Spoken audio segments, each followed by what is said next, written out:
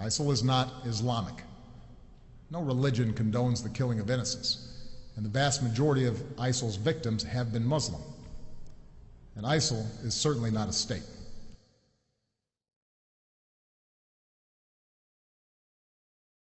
Dear Mr. President, with all due respect, sir, I must tell you that you are wrong about ISIL.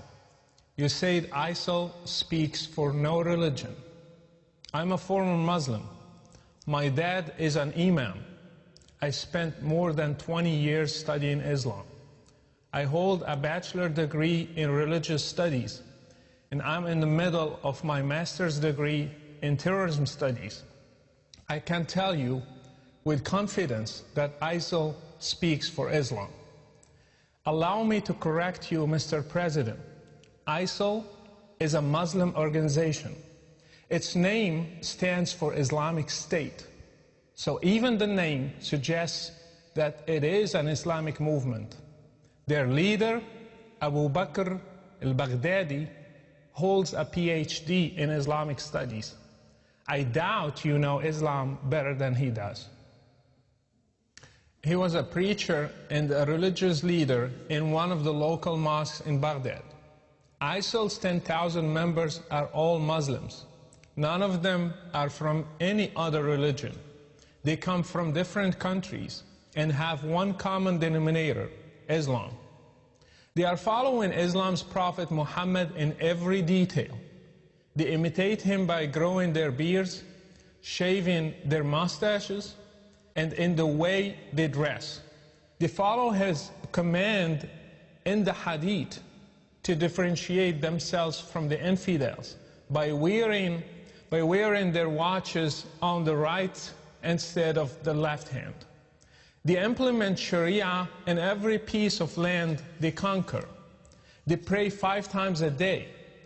They have called for a caliphate, which is a central doctrine in Sunni Islam, and they are willing to die for their religion. They are following the steps of Islam's Prophet Muhammad to the letter. By the way, if you want to understand ISIL, read the oldest biography of Muhammad by Ibn Hisham. This is their model for action. You think that ISIL does not speak for Islam because they beheaded an American and they killed those whom they consider infidels. In the same way, Islam's Prophet Muhammad beheaded in one day between 600 and 900 adult males in a Jewish tribe called Banu Qurayza.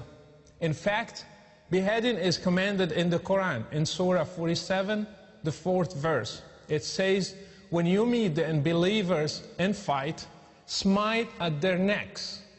Ironically, this surah is called the Surah of Muhammad. Killing prisoners is also an order from Allah to Muhammad and to all Muslims. It says it is not for a prophet to have captives of war until he inflicts a massacre upon Allah's enemies in the land. Quran 8:67. And by the way, 3 of Muhammad's wives were Jewish girls he kidnapped from his raids on the religious minorities, just as ISIL is doing today.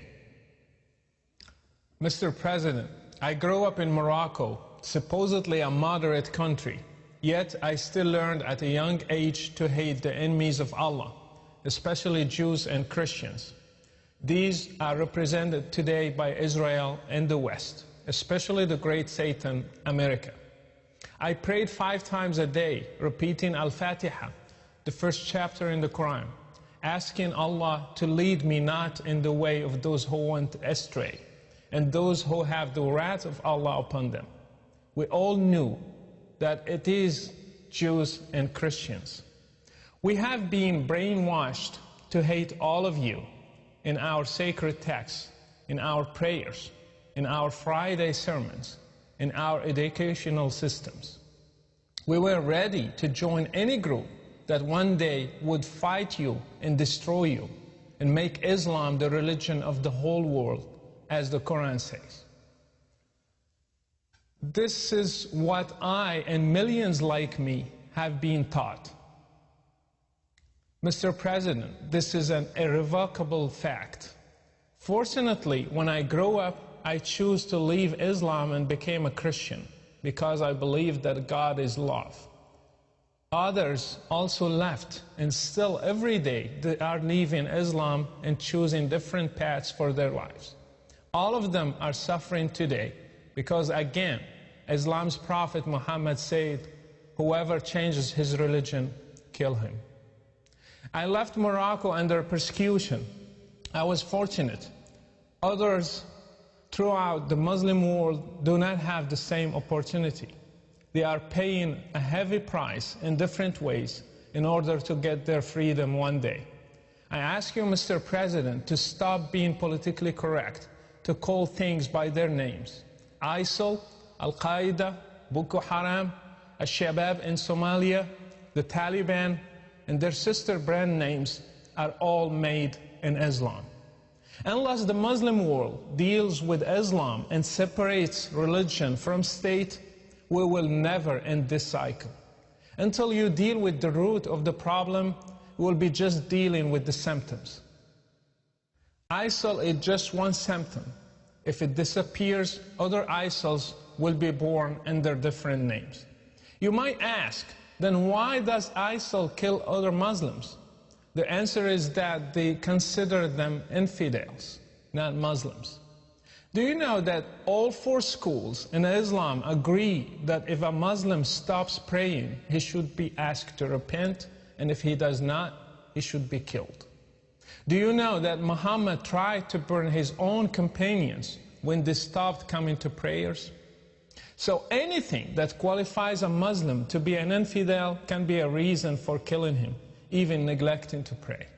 If Islam is not the problem, then why is it that there are millions of Christians in the Middle East, and yet none of them has ever blown up himself to become a martyr? Even though they live under the same economic and political circumstances, and even worse. Why have many Muslims in the West also joined ISIL if Islam is not the reason? Why have even new converts to Islam become terrorists? Mr. President, if you really want to fight terrorism, then fight it at the root. How many Saudi sheikhs are preaching hatred? How many Islamic channels are indoctrinating people and teaching them violence from the Quran and the Hadith? How many Friday sermons are made against the West, freedom and democracy? How many Islamic schools are producing generations of teachers and students who believe in jihad, in martyrdom, and fighting the infidels? And finally, how many websites are funded by governments, your allies, that have sheikhs who issue fatwas against basic human rights? If you want to fight terrorism, start from there. By the way, I do not give my full name because Islam is a religion of peace. I'm known around the whole world as Brother Rashid, and I implore you to take a stand for international human rights and the future of democracy, and speak the truth about the real threat that is facing all of us. Best regards, Brother Rashid.